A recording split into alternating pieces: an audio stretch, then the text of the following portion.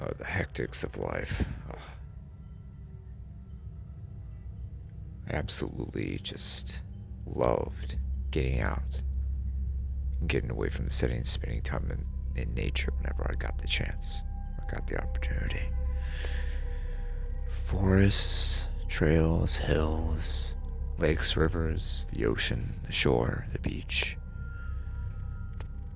All over the place. Just get out, connect with the natural world, connect with nature. Been a nature nut since I was a kid. Animals, landscapes, all that sort of thing. Me and a group of some of my boys decided to have a nice little get together on rent out a cabin that was on the next to a good sized lake upstate. The land had been closed off by the government for some time, about 20, 30 years. Didn't really know how long had that been. It had been closed off to the general public, but had reopened again about about 2 years ago. Since then, there had been a couple cabins in the vicinity of the lake, but not too many. People in general kept their distance from the area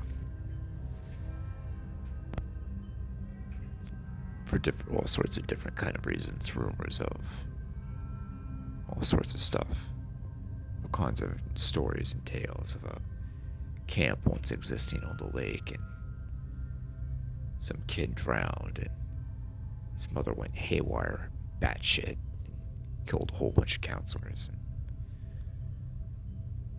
that he actually witnessed it and went haywire himself and just went on a killing spree that lasted for decades.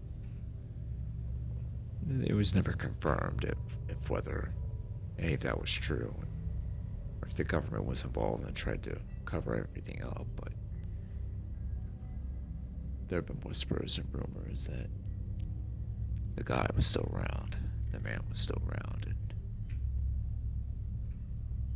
people kept an extra close eye out on the lake and the surrounding woods. Majority of people would openly carry a pistol on their side, or sometimes even just carry a shotgun or a rifle with them. It's common for country folk to do, but it was at a surprisingly high rate in this part of the state. It's almost like the locals had a little bit of a unspoken code, unspoken way about them. They were really stoic, really serious and grounded people, very aware, very watchful. Made you think, it made you consider whether if the stories and the rumors are actually true. I dismissed it, went about my way, and decided to go ahead and go up to the cabin that we were renting for the weekend. It was Friday afternoon. I drove into town and was starting to make my way up to the lake. Stopped by a gas station. The clerk was a older man, probably late 40s, early 50s maybe. Cowboy hat, kind of heavy set, big black mustache. "How goes it?" he said. "Oh, I'm good. How are you?" "Good, good. You went from the city?" "Yeah, I'm going to relax for the weekend. Just get away from it all, you know." "Oh, good for you. You should enjoy it around here." The clerk scanned my Coke and my payday candy bar. We said our pleasantries, and I began to make my way out the door. "Just be careful. Be watchful. Be vigilant, he said as I was beginning to walk out the door. I turned around and looked at him, puzzled. You never know what might be afoot. There's been all kinds of rumors about that lake and those woods over the years. Just want to make sure your boys are careful up there. Oh, of course. Have a good one. You too. I walked out, got into my car, began to drive up to the lake. Finally, I made it to the cabin. Ah, yes. Decent-sized cabin.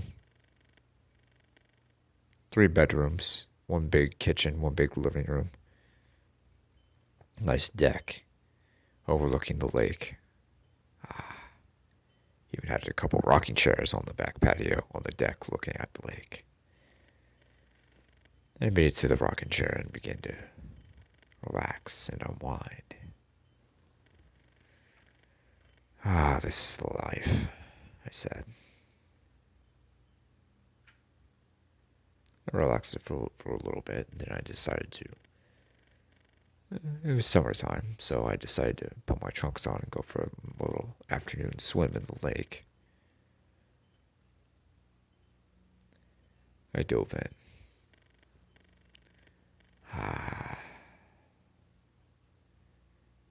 The power of water, the feeling of water, caressing your muscles and relaxing you, making you feel at ease, easing the tension you've built up over the week. That's it, I thought. I went out a little ways, swimming.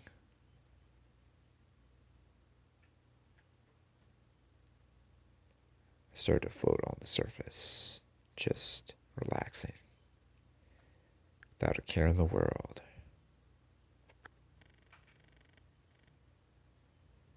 Then I felt a nip at my foot. I twitched, shook myself and looked around. There was no one there. The hell was that? I was on edge for about 20-30 seconds.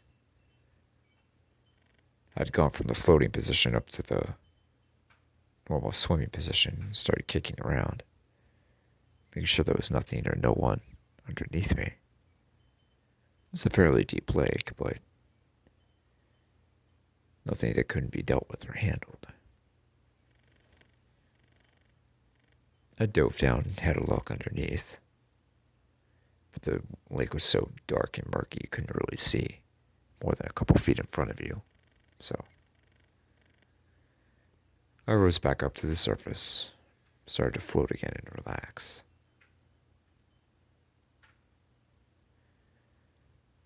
The sun was starting to get low in the sky, and I began to think to myself, the sunset's going to be beautiful this evening. Then, once again, I felt a touch on my foot, my ankle actually, as if there was a hand on my ankle. Someone's hand was around my ankle and I was trying to pull me. I kicked both feet wildly, pounding the water. I began swinging wildly with my fists.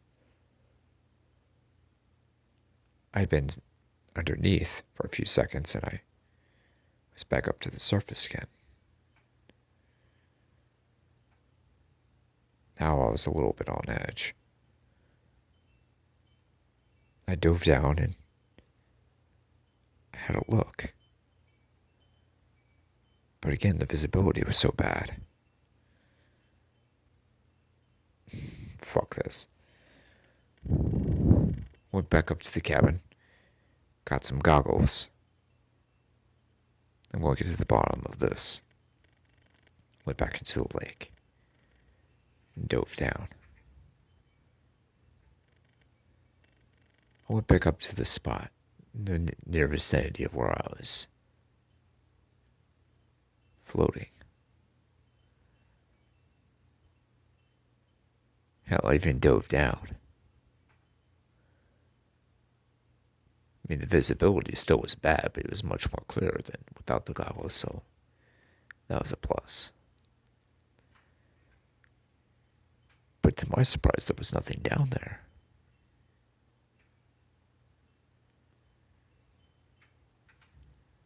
"15 feet, 20 feet, 30 feet. Nothing. Absolutely nothing. Barren. Nothing there. I inspected the near area within the lake, but the lake was so large that it'd take hours for me to search it thoroughly, so I just went back up to the surface, called it a day, and went back to the cabin and started to dry myself off.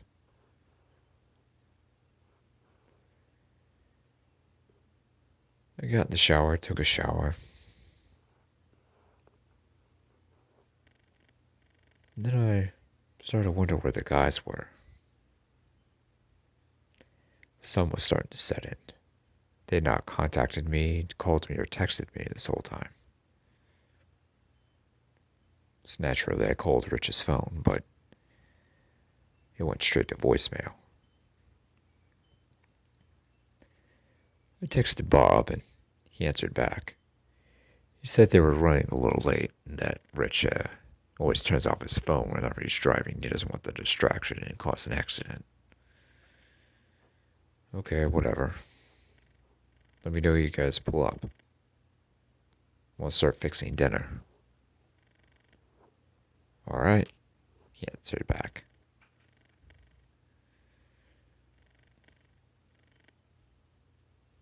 Naturally, I began to cook some hamburgers. Nice, big and juicy, just how I like them. Cooked just right.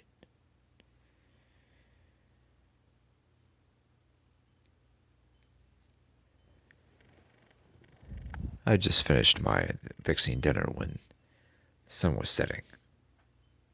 Interestingly, there had been some clouds, some weather, some storms moving in from the distance. The weather report hadn't called for rain, but sure enough, there was some good-looking storms coming in. Pretty good size. The wind was starting to pick up. So naturally, I watched the remainder of the sunset, locked up the doors, and got on the couch and turned on the TV.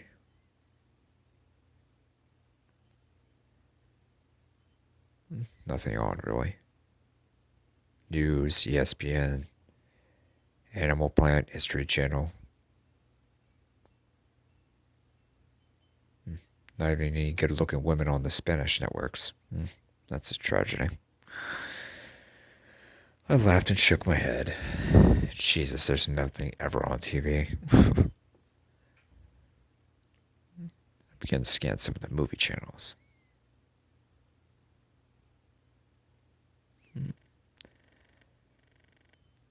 Oh, yes. All right, American Werewolf in London. Nice. I'll check that one out. Hadn't seen that in a long time. So I eased and relaxed and began watching.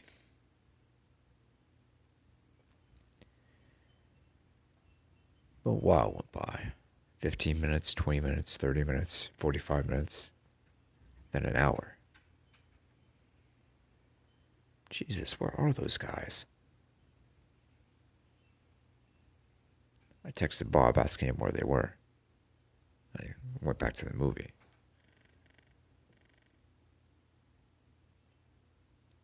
To my surprise, there was no answer. Usually Bob is really good about answering his phone. He usually answers within a few minutes. 5, if that. But something seemed off. I shook my head and just went about my way. Began to hear thunder in the distance as the wind began to really pick up outside. Hear the wind whip through the trees, the brush. Tree branches waving in the wind, being swept by the breeze. Darkness started to creep. Lightning flashing through the cabin. Thunder booming. Hope they don't get drenched, I said to myself.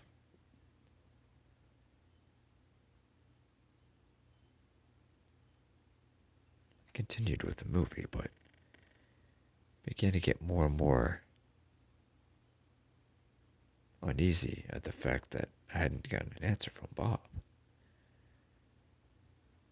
Maybe I'll try Terry. Called Terry, but there was no answer. So I texted Terry.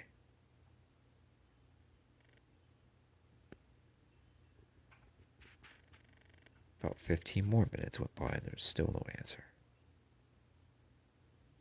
It's really weird, I thought to myself.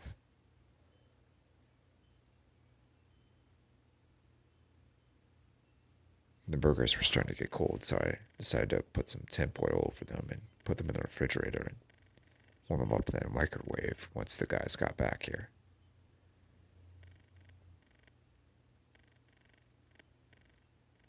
Then the rain began to drop.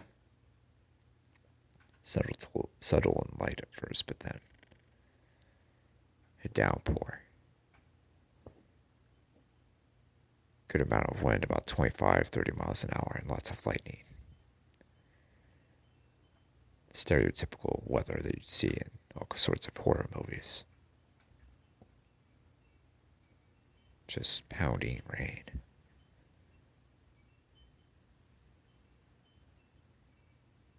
Then, with the lightning flash, the power went off. Shit, I yelled. Oh God, here we go. I went outside to check the circuit board, ducking as with each lightning strike, fighting the wind off. Shit.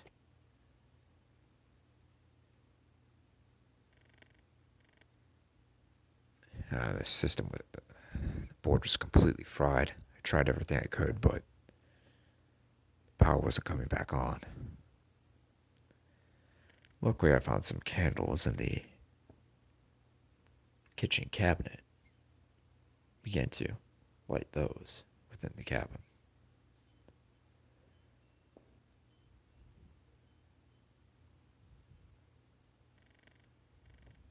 Then I began to receive a phone call.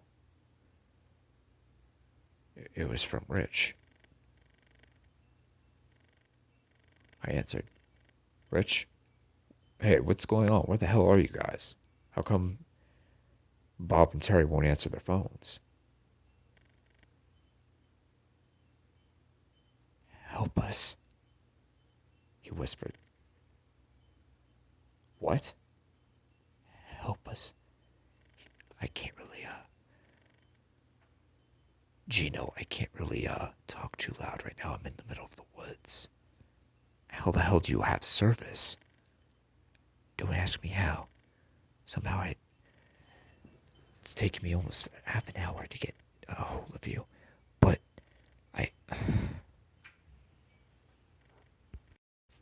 But Gino, there is a crazy fuck after me in the woods. What are you talking about? Gino, on our way up here, someone was standing in the middle of the road right when the sun was setting. Right in the middle of the dirt road. We tried to get him to move, but he wouldn't move. He had this huge spear-like thing, and he just...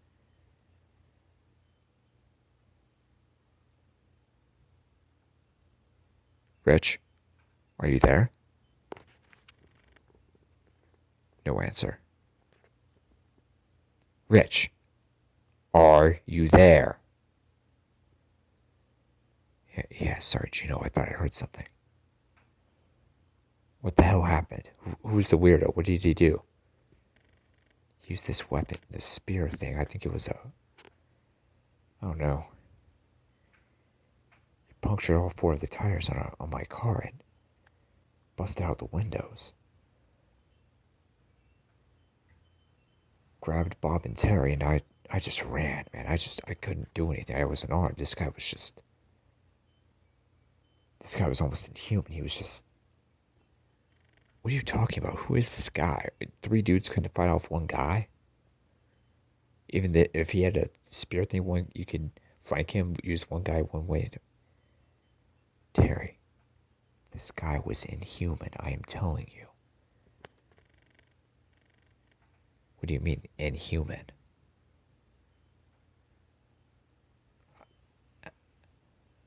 I'll explain to you when I make it to the cabin, okay?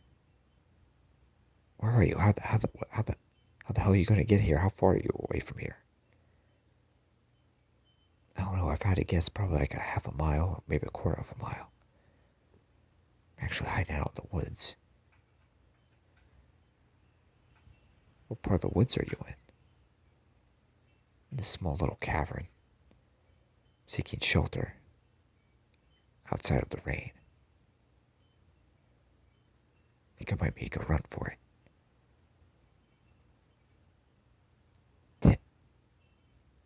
Rich, how the hell are you gonna make it? I don't know. Wish me luck. I'll be right there. He hangs up.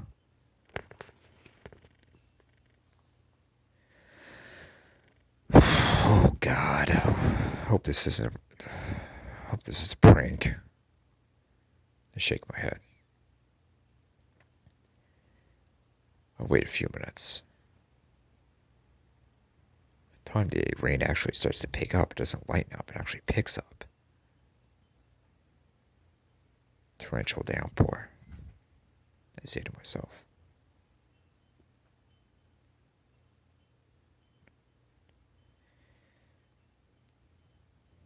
About 5 minutes later, still nothing. Then 10 minutes later, I hear a knock at the door. Gino. I hear Rich's voice lightly. Let me in. I open the door. There was Gino, Rich. Covered in mud, dirt. Blood on his face, even though it wasn't his. There was no open wound. Shaking. On the verge of tears.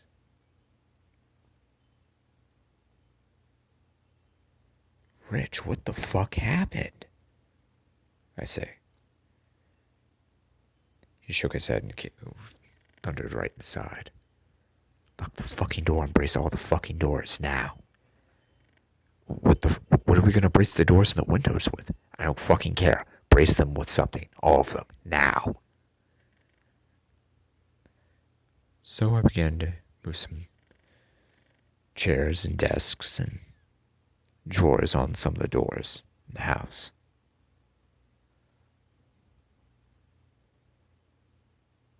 Please tell me you have some fucking weapons.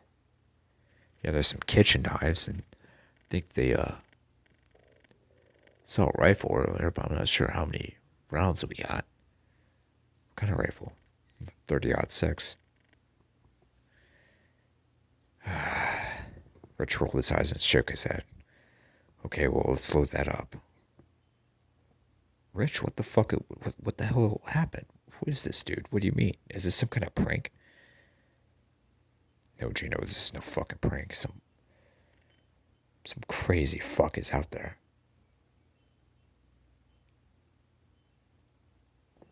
We prepared. We got everything in order and fortified the cabin.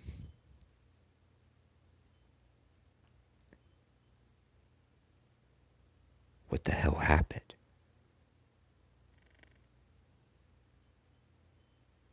Pacino. Some crazy, inhuman dude. I'd say about 6'4", maybe 6'5", 250, 260.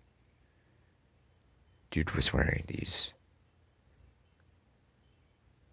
gray-blue coveralls and a hockey mask. Dude was just jacked. I've never seen anyone like him. His skin was gray, almost like a grayish black color. Inhuman, almost like a walking corpse. He used the spear to just slash the tires on the car and just busted out the windows. Impaled Terry right in front of me and dragged Bob by the throat and ripped him out of the car. I mean, just used his fist and just busted through the window, grabbed him by the throat and actually pulled him out, one-handed. God.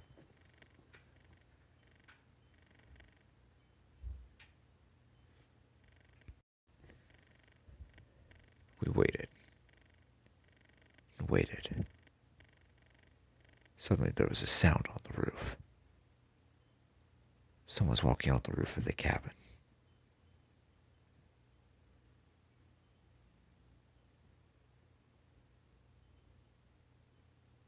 I looked up, following the sounds. 30-06 in my hand, cocked and ready.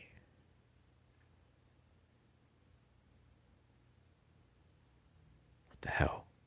I whispered. Rich stayed silent.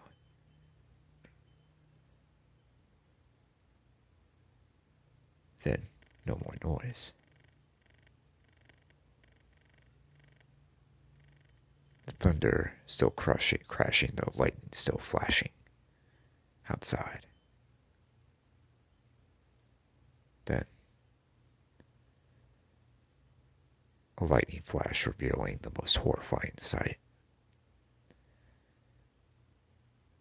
An enormous figure. An incredibly huge man, masked.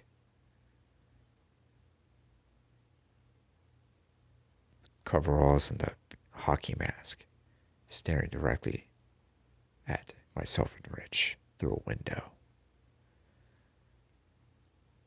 The main living room window.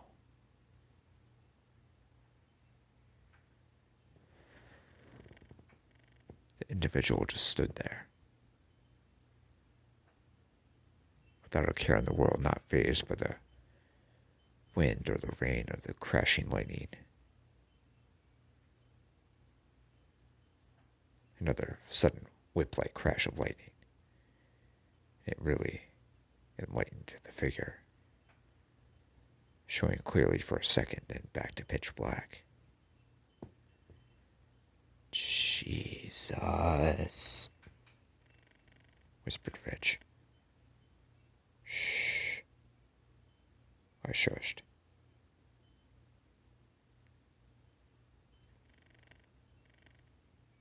Another flash of lightning and the figure was gone.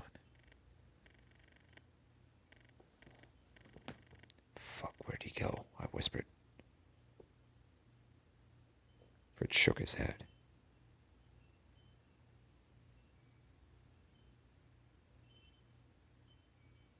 Then, heard scratching on the side of the cabin, as though someone was running a sharp utensil against the wood.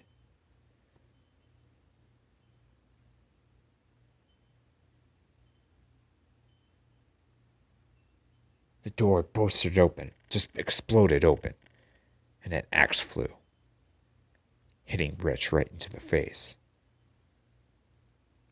Blood spurted everywhere on me. I screamed and began to open fire on the open door. I emptied the rifle, began to reload.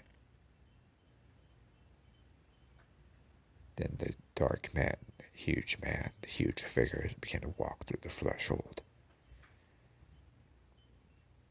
dripping with rain, tilting his head sideways, coming forward slowly, his shoulders heaving up and down,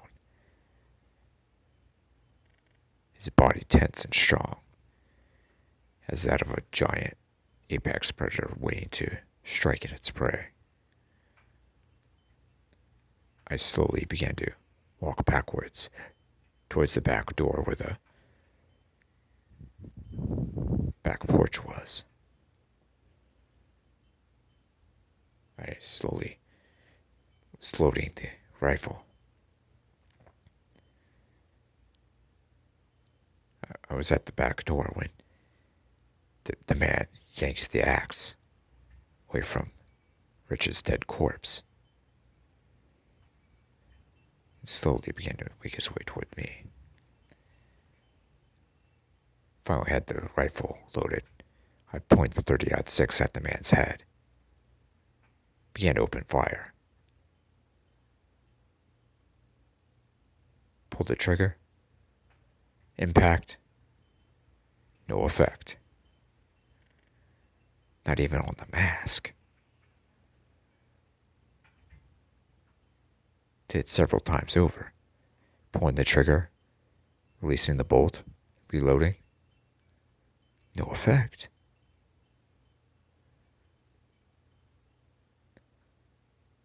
The figure threw the axe right at me. I ducked just in time, but not before the blade of the axe scratched the side of my temple, leaving a cut of dripping blood on the side of my face. The blade of the axe dug right into the wood of the cabin. I screamed, realizing I was out of ammunition. I opened the back door, made my way out. I made my way to my car, but realized that all my tires had been slit. All 4 of them were now flat, unable to go anywhere. Fuck, I'm gonna ride on those damn rims, boy. I don't give a fuck. I'm just gonna ride on those rims. I got in the car and started it, but it wouldn't start. I tried turning the key again and again, it wouldn't start. The figure began to make his way out the front door toward me, the lightning fully illuminating him. Oh, Jesus, here we go. I got out and began to run as fast as I could. To my surprise, as I looked over my shoulder, the figure didn't run as well. He just walked. Though he was still in pursuit of me, he was power walking fairly quickly, but he didn't run, he walked.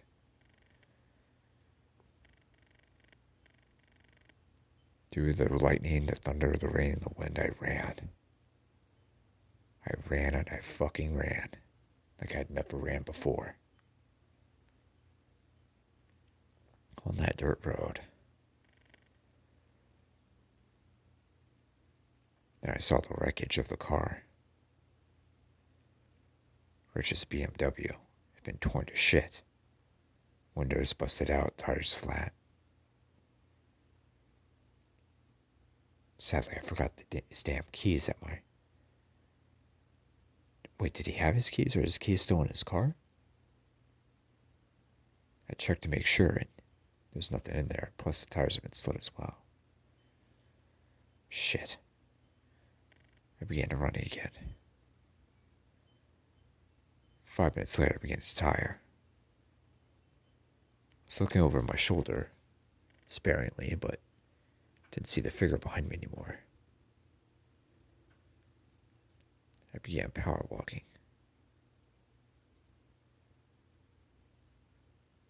Making good time. I just need to get to the fucking sheriff's office. I need to get into a... Oh, shit. I forgot my phone at the damn cabin. Oh, fuck. I shook my head and continued walking.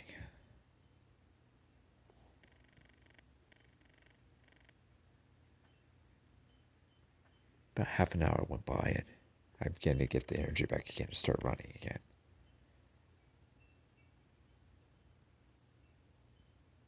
Some time went by, and then I began to see the lights of the gas station that I had popped up to earlier that day.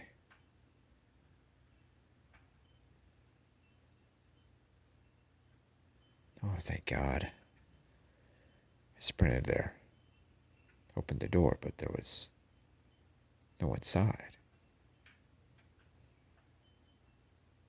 Absolutely no one there. I looked behind the counter for the clerk, but Jesus. The floor was covered in blood. The dead body of the clerk, strewn out on the floor. His throat slit. His body lifeless and motionless. I looked for a phone, but couldn't find one. Right, I was starting to make it outside, the goddamn figure. The damn figure was outside the door, staring right at me. How the hell was that possible? He wasn't even behind me. He wasn't even running, that I could see. I ran a good portion of this way. How the hell did he... Jesus. I made my way back toward the bathroom. The front door of the gas station exploded in. The giant figure, wielding his axe, came in my direction. There happened to be an emergency exit out, and I started to make my way out.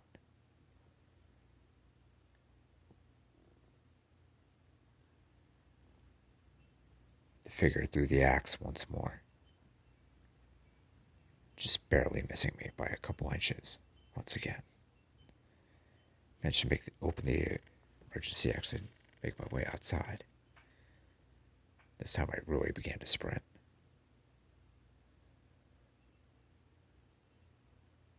I looked back once more, and the figure,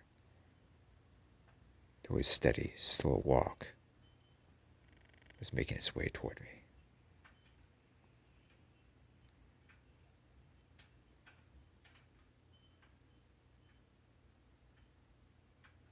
I went down the road, huffing and puffing, gasping for air.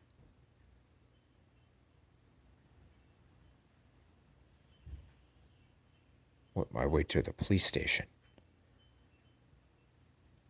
There were a few other houses and businesses, but I went straight to the police station screaming. Help, please.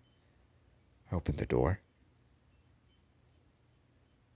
and there was no one there. Nobody in the vicinity. Help, I screamed. There's a fucking psycho after me. Please, somebody help. But there was no one. Not a sound, not a soul.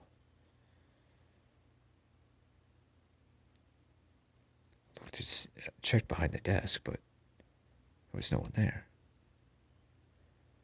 I started to look around some of the offices, and then God. Mangled bodies everywhere. The hallways, the offices.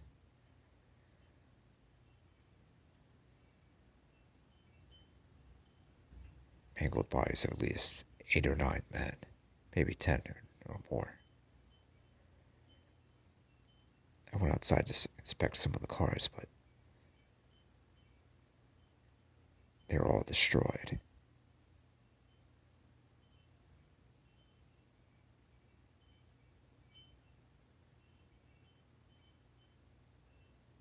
No one, not a soul. I was all by myself. I screamed frantically throughout the town for someone to help me.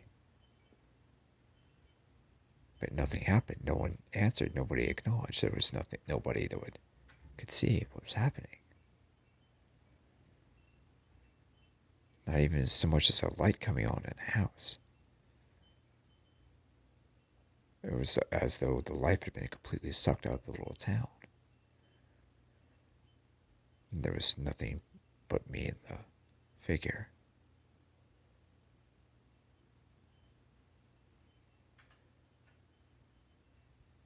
Then the figure began to close in. Somehow, some way, he kept pace with me. Even though he was just walking, he just kept pace.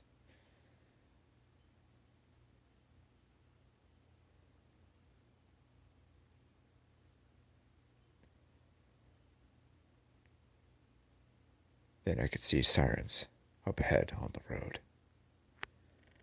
Police sirens. Oh God, thank you. Jesus, yes. I started to run again.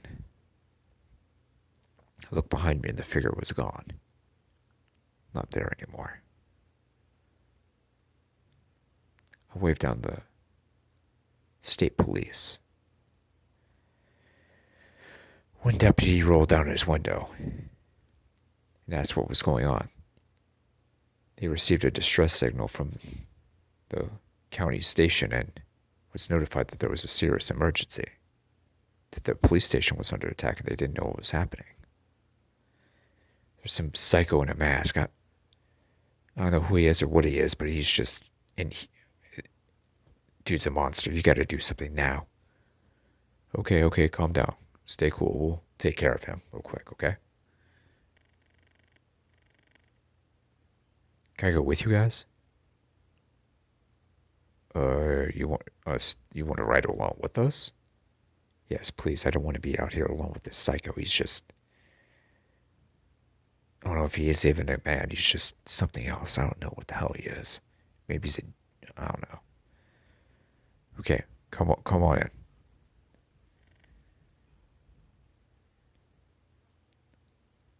We get into one of the deputies' cars and we begin to make our way up.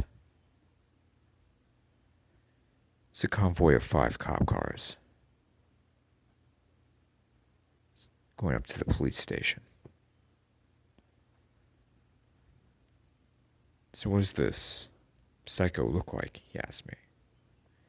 Huge, tall guy in black grayish-blue coveralls. Maybe 6'4", 6'5", 250, 260. Big dude. He was wearing a hockey mask. He was carrying an axe. Oh, I see, he said. Well, we're pretty well armed here. We'll take care of him. I nodded.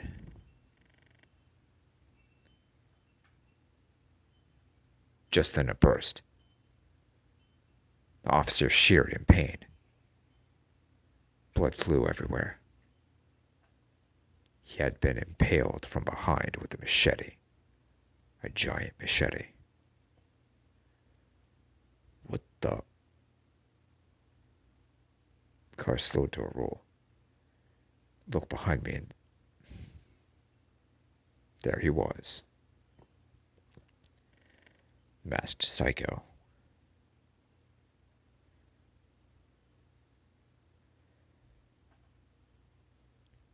I made my way out and just ran and ran and ran.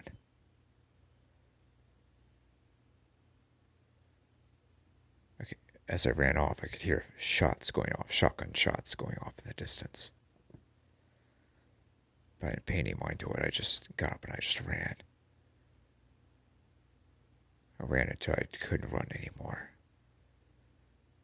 I was down on my knees, miles away, puking on the side of the road.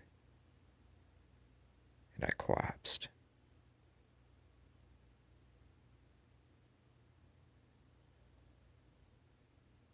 I woke up the next day and I was in the hospital. Apparently the EMTs that picked me up, well, actually it was a elderly couple that noticed I was passed out on the side of the road, and they picked me up and took me to the hospital.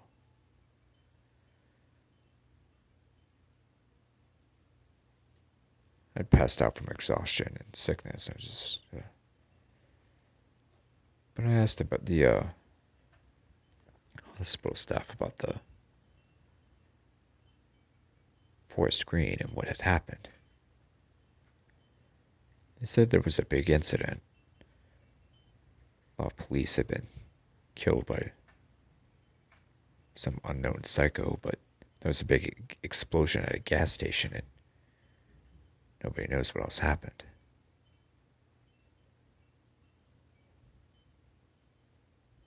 I shook my head and began to rest.